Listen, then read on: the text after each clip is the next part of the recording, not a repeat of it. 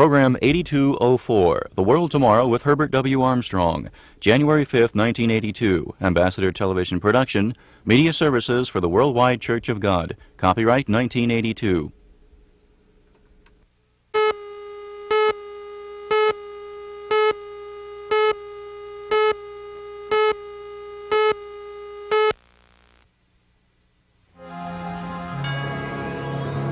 And I stood upon the sand of the sea, and I saw a beast rising up out of the sea, having 7 heads and 10 horns, and upon his horns 10 crowns, and upon his heads the names of blasphemy. And the beast which I saw was like unto a leopard, and the feet were as the feet of a bear, and his mouth as the mouth of a lion. And the dragon gave him his power and his seat and great authority. Now, what did that beast mean? It's only a symbol, but it means something that is very vital to you and me on the earth today.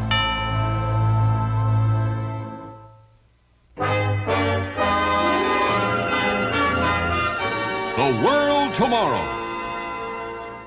The Worldwide Church of God presents The World Tomorrow with Herbert W. Armstrong.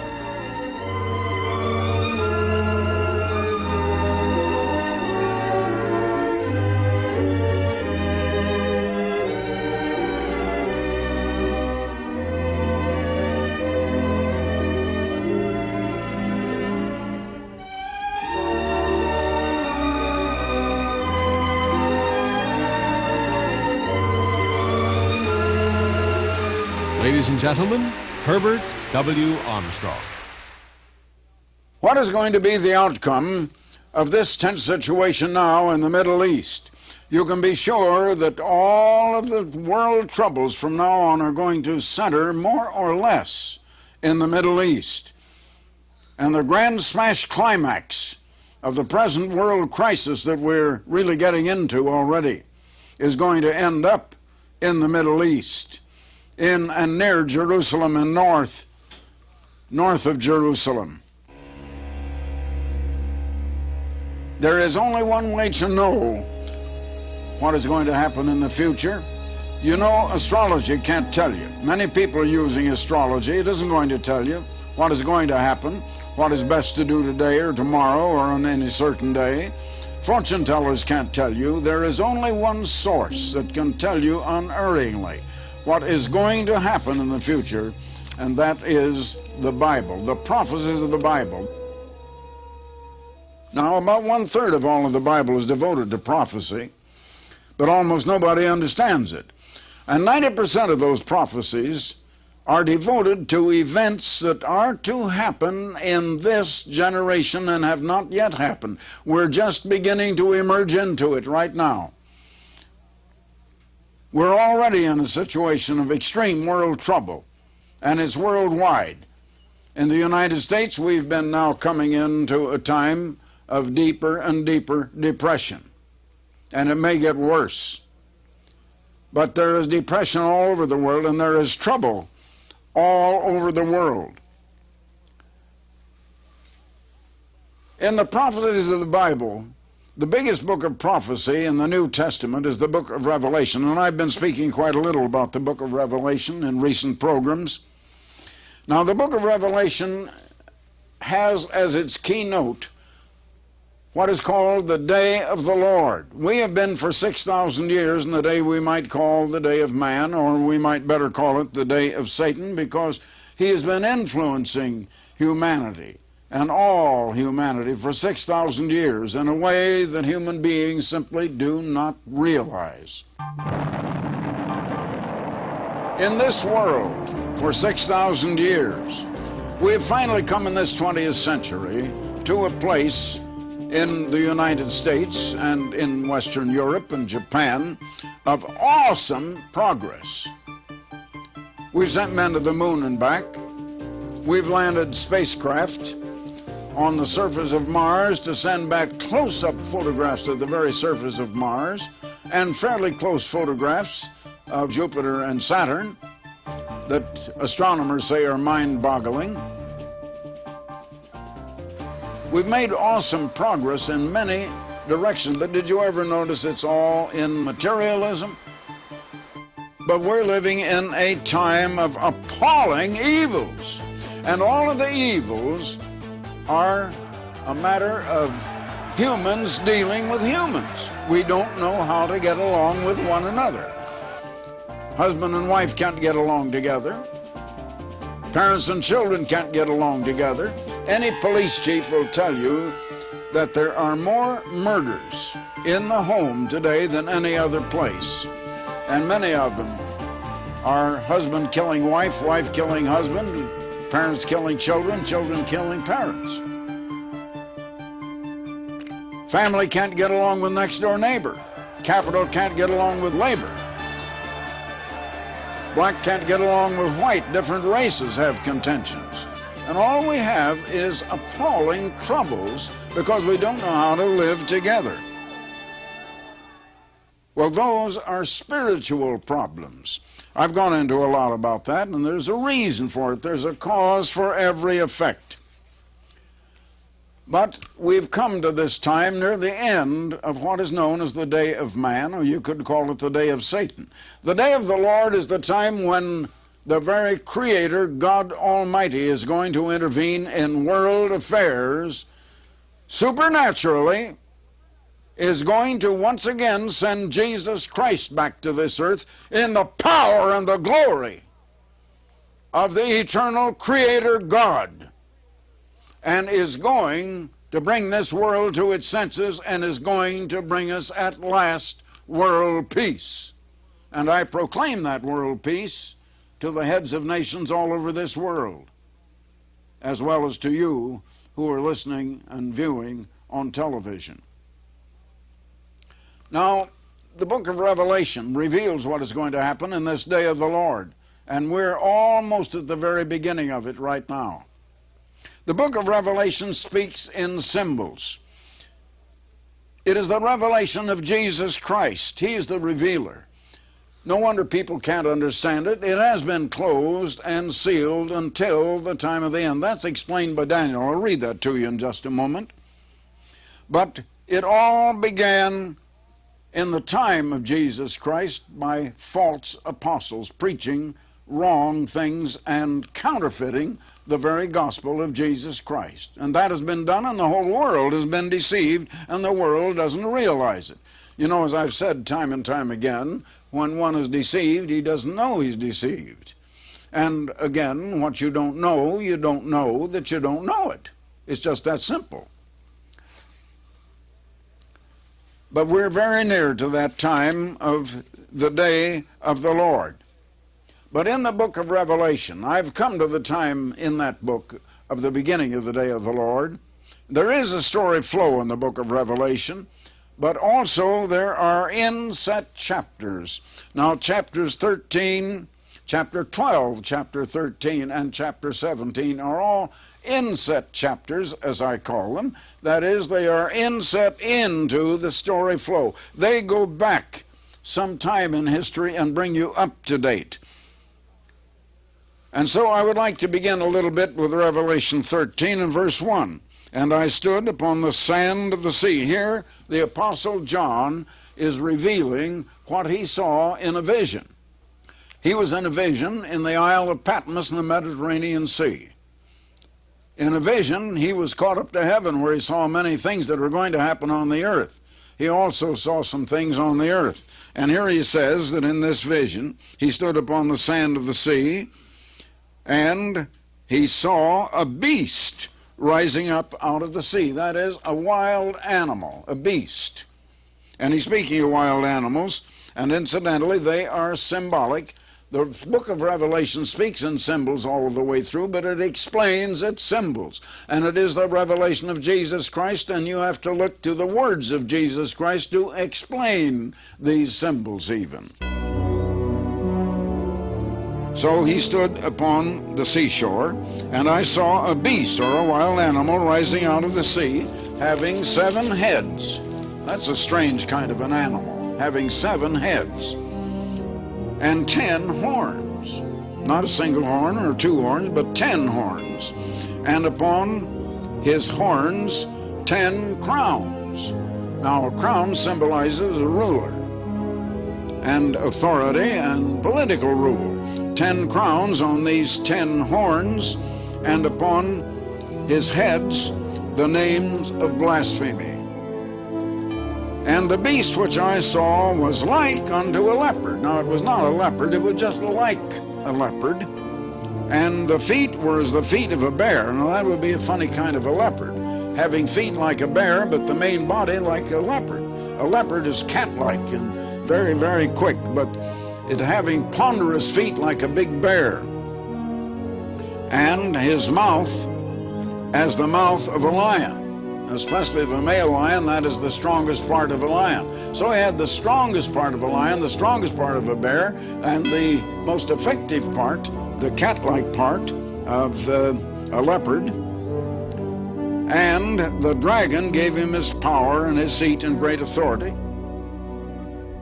Now, in Revelation 12 and verse 7 or verse 9, you will find that the dragon is Satan the devil. Also, it's in the 20th chapter of Revelation. The Bible shows that in other places, that dragon is merely a symbol meaning Satan the devil. It isn't fashionable to believe in a devil today, I know, but there is a devil. He is invisible, and people can't see the devil. The Bible speaks a great deal about a devil, and you can't account for many of the things that have been happening in this world except through a devil. Now, here was a strange animal, and to understand about that wild animal, you have to go back to the book of Daniel, where you begin to find it explained. And you do find it explained in the 7th chapter of the book of Daniel. First, however, I would like to turn to the 12th chapter of the book of Daniel, and I want to show you something that is said there. Daniel, near the very end of his whole book, is writing this: I heard, but I understood not. Now, an angel had come to the prophet Daniel and told him things. He heard what was said. He recorded it in writing. He wrote it down, but he did not understand.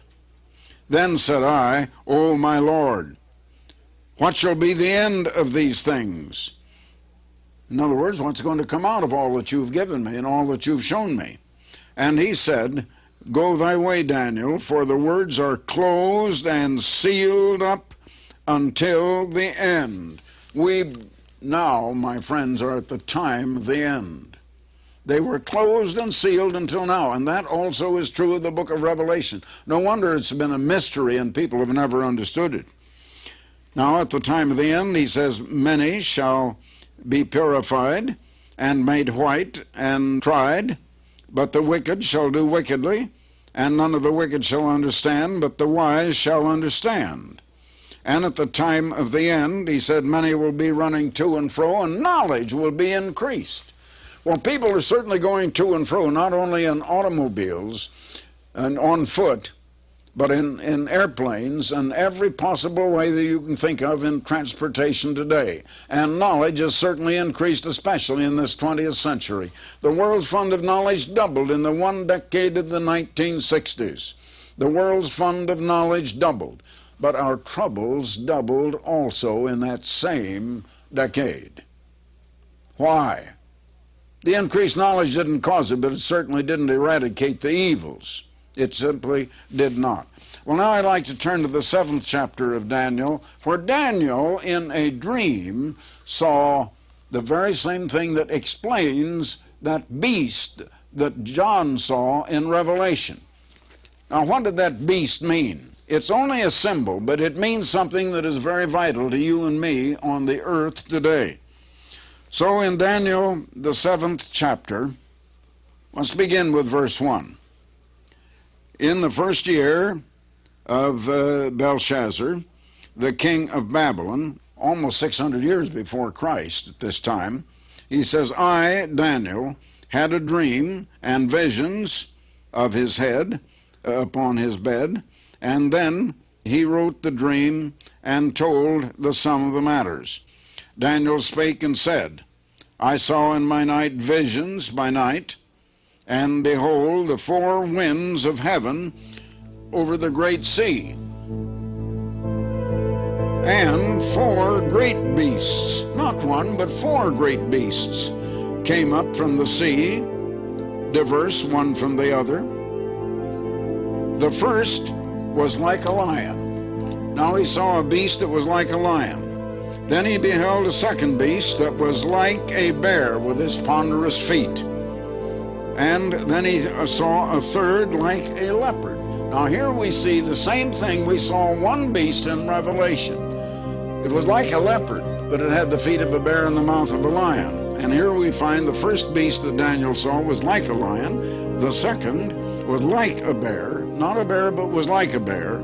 The third was like a leopard. And that beast had also 4 heads. Not 7 heads, but 4 heads, this leopard did. And dominion was given unto him. Dominion means power or political rule, as we're going to see. And now verse 7. After this I saw in the night visions, and behold, a fourth beast, dreadful and terrible, and strong exceedingly. And it had great iron teeth. Notice the iron in this beast.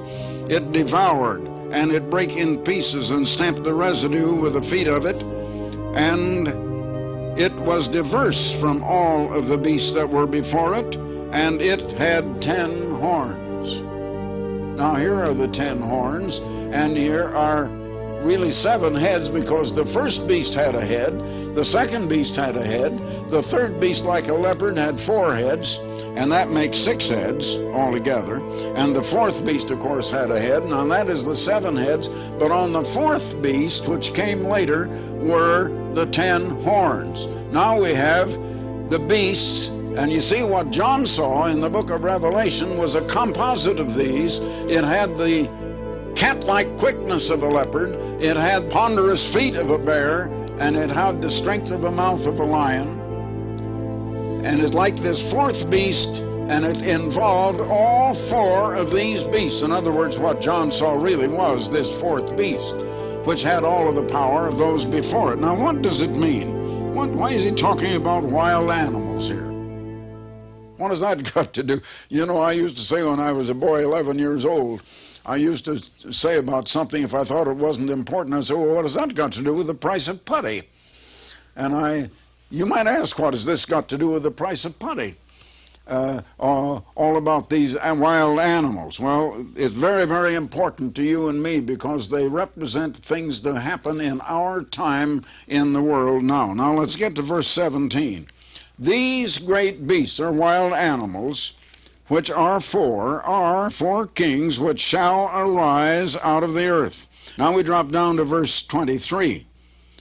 Thus he said, this angel speaking to Daniel, said to him, the fourth beast shall be the 4th kingdom upon the earth, which shall be diverse from all kingdoms, and it shall devour the whole earth, and shall tread it down, and break it in pieces. This 4th wild animal then, which did have all of the quickness, the speed, and everything of a leopard, the ponderous feet of a bear, the strength of the mouth of a lion, it was stronger than any, and strong like iron. And you see what John saw really was this 4th beast, which had all of the power of those before it. Now dropping down to verse 27. And the kingdom, and the dominion, and the greatness of the kingdom under the whole heaven. So it is on earth, and it's a kingdom, it's a nation, it's a people with a government over them, shall be given to the people of the saints of the Most High, whose kingdom is an everlasting kingdom, and all dominion shall serve and obey him. Now the him there is referring to the one that will be the ruler in that kingdom. And incidentally, I think right in there I'm going to turn to something that I hadn't expected to turn to. In the 3rd chapter of the book of Revelation in a message to the 7 churches, the churches of the time since Christ. Here is the message. To him, this is the very words of Jesus Christ, to him that overcometh, that is a saint, a Christian, or as we call them, saints. You know, the Catholic Church have named many cities and towns and places after certain saints. So we have Saint this and Saint that. We have St. Louis in the United States, and we have St. Petersburg. We have San Luis Obispo. We have San Diego, which means saint, and so on. Now, to him that overcometh will I grant to sit with me in my throne. Jesus Christ, as I have said time and again, was born to be a king. He gave the parable of a rich young ruler going to a far country when he went to heaven as he ascended after his resurrection to get for himself a kingdom and then to return. He had to have that kingdom given to him by God the Father at the throne of the whole universe to come down and rule over all of the nations of this earth. Now we're speaking about 4 governments on this earth. And finally, the saints are going to take it. But here, Christ is the King of kings that is coming to rule the earth, and the saints will rule under him. Now he says, to him that overcometh will I grant to sit with me in my throne when he comes to rule over the whole earth, even as I also overcame and am set down. Now he's in heaven on his Father's throne, on my Father's throne.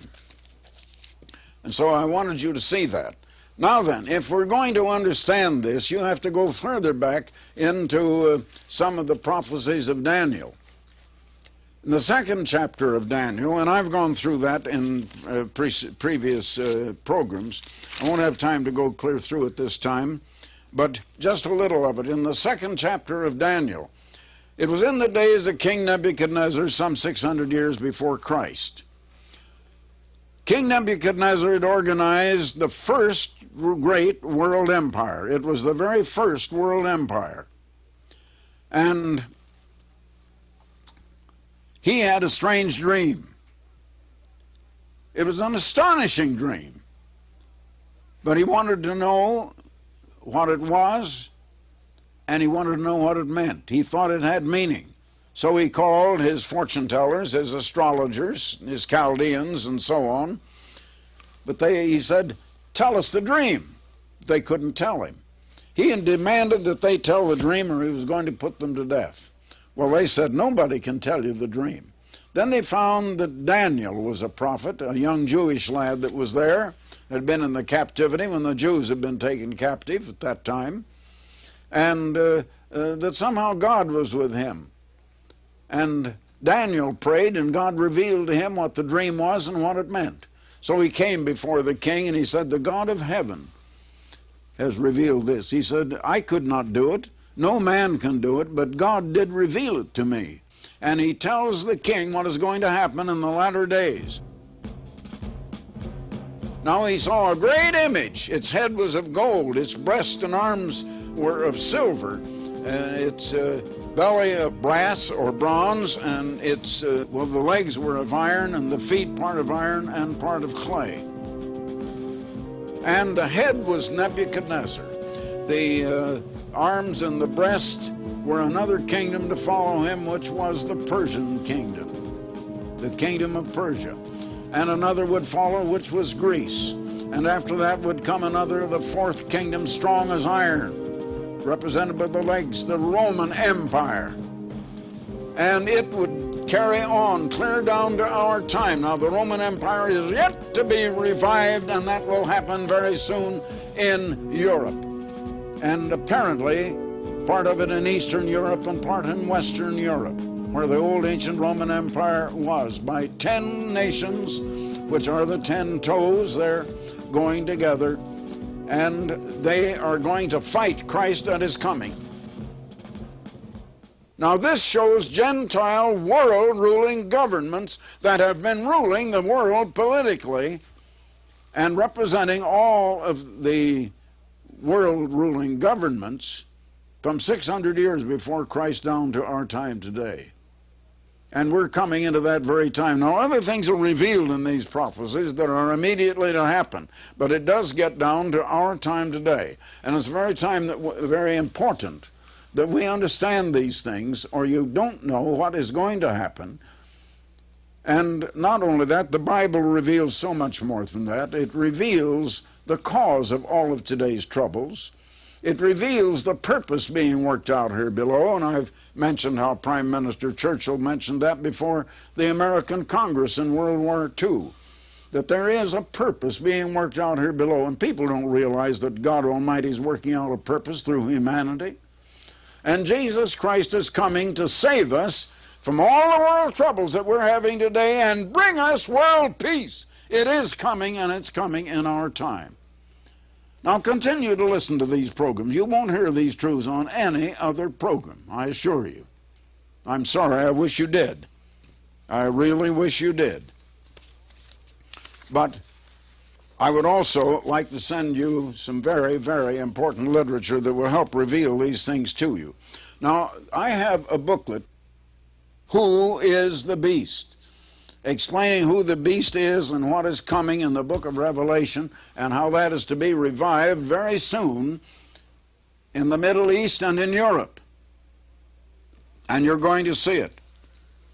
Also, the booklet that I've mentioned many times on this program, the book of Revelation, Unveiled at Last. It will open the book of Revelation to your understanding. Now, especially this book, Who is the Beast? That beast is coming, and we don't have any fanciful interpretation of that, but the real one. And with that, Who is the Beast, we will send you a Plain Truth magazine. I think it's the greatest magazine published in the world today. It's one of the world's mass circulation magazines of 4 million copies per month. But there is no subscription price, and I know of no magazine like it. You can have a year's subscription gratis if you wish. There is no subscription price. We don't beg for money over the air. Now all you do is send your request to me, Herbert W. Armstrong, Pasadena, California, 91123. Herbert W. Armstrong, Pasadena, California, 91123.